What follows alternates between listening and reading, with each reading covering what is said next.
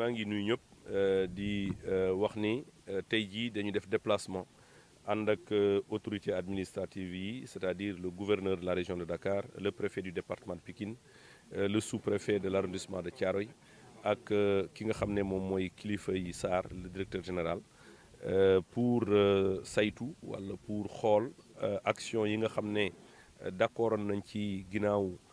bi agent wu direction de l'environnement et des établissements classés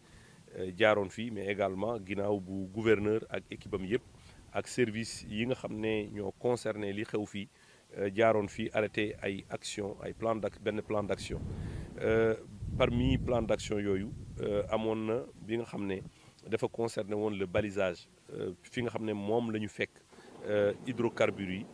muy benn mélange de l'essence ak du naphta bi nga xam ne gis nañ ne dafa jóge ci biir di daw di ñëw ci biir plage bi mais également di jëm ci biir géej gi action yooyu moo doon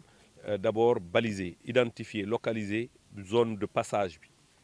parce que benn axe la boo ko seetee benn axe la parce que boo yéegee ci kaw boo ñëwee ba ci benn mosquée bu nekk fële am na benn teen bu fa amoon da ngay gis teen bi fees dell ak ay hydrocarbures pompage bi mu ngi nekk toujours depuis le 16 ñu ngi pompé mais également bi ñu baliser ba pare ñu sécuriser ko moo tax mu am ay des agents de sécurité yoo xam ne ñu ngi fi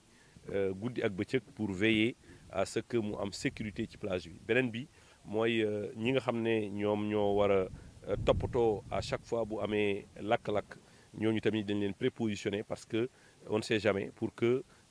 situation yu mun a méngoo ak lakk-lakk bañ a fi am ñaareel bi mooy interdire accès ci plage bi pour les populations pour leur sécurité ñetteel bi mooy def ay prélèvement pour xool ndoxu géej bi est-ce que amul niveau de contamination prélèvement yooyu nag def nañ ko ba pare dañ ko confier woon benn structure bi nga xam ne privé la pour mu defal ñu test yi pour vérifier niveau de contamination ndox bi nga xam ne moom moo jàkkaarloog fi nga xam ne moom la ñu constaté écoulement bi yeneen i plan d'action yi nga xam ne jël nañ ko mooy ŋàcc ñu ngi koy ŋàcc mooy ŋàcc déjà ndox mi mais également après bu ñu paree ñu jéem a extraire suuf si nga xam ne moom moo nekk ci wetu plage bi ñu décontaminer ko beneen mbir mi mooy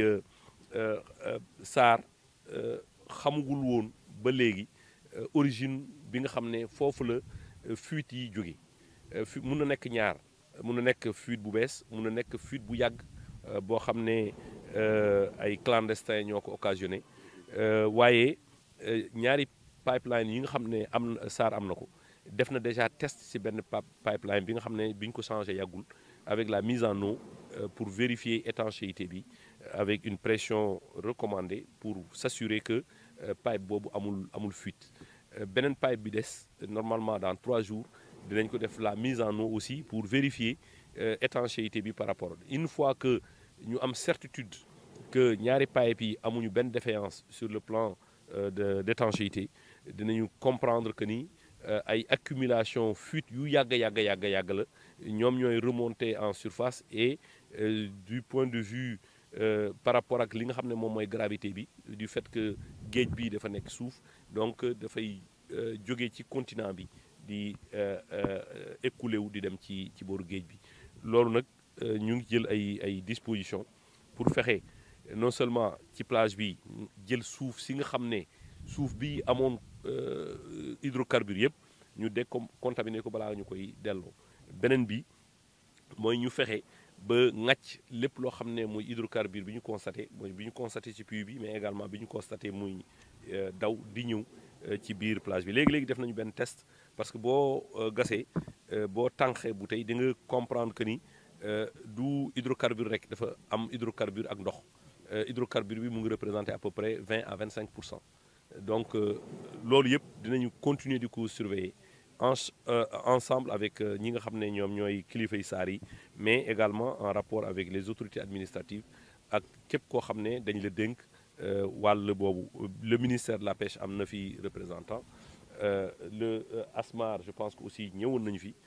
am nañ fi aussi ay représentants ñun ñëpp on travaille en équipe. Le maire qui est aussi là à nos côtés ñun ñëpp ñu ngi joxante loxo pour liggéey allant dans le sens d'avoir une bonne compréhension de ce qui se passe dans un premier temps pour pouvoir apporter des solutions yi nga xam ne moom mooy solution yu ñu mën a pérenniser ci solution yu à long terme yi yaakaar naa ni suggéré nañu je pense que Sarr aussi d'accord na ci que ñu jógee ci pipeline yi utiliser ce qu'on appelle les sea lines jël direction connexion entre Sarr ak le port mu ñu jaarale ko ci géej gi parce que parcours boobu mooy gën a nekk parcours bu sécurisé lii des rek mooy la partie atterrissement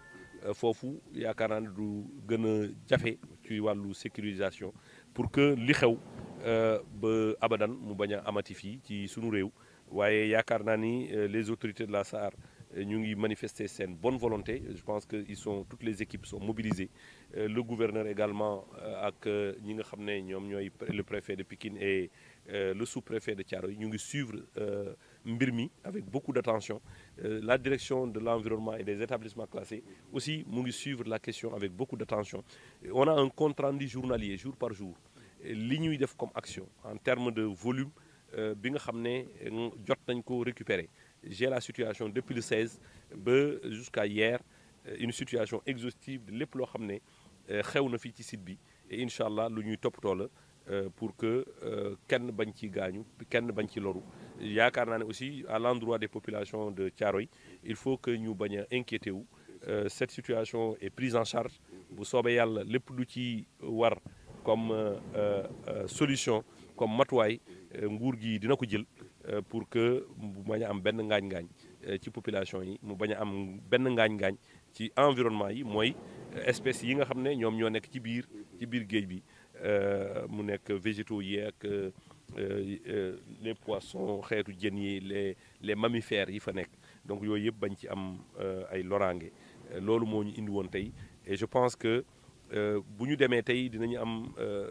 am xel bu dal ci par rapport à la mobilisation autour de la question parce que c'est ça le plus important toutes les équipes sont mobilisées SAR mobilisé na la direction la gendarmerie les sapeurs-pompiers parce que la mairie parce que il faut pas oublier que am na nee naa leen sànq ñi nga xam ne ñoom ñooy saytu ñoom ñooy toppatoo lakk-lakk yi ñu ngi fii en permanence di leen prépositionner pour prévenir ay situations yi nga xam ne mun na fii xew te ñaanuñu ko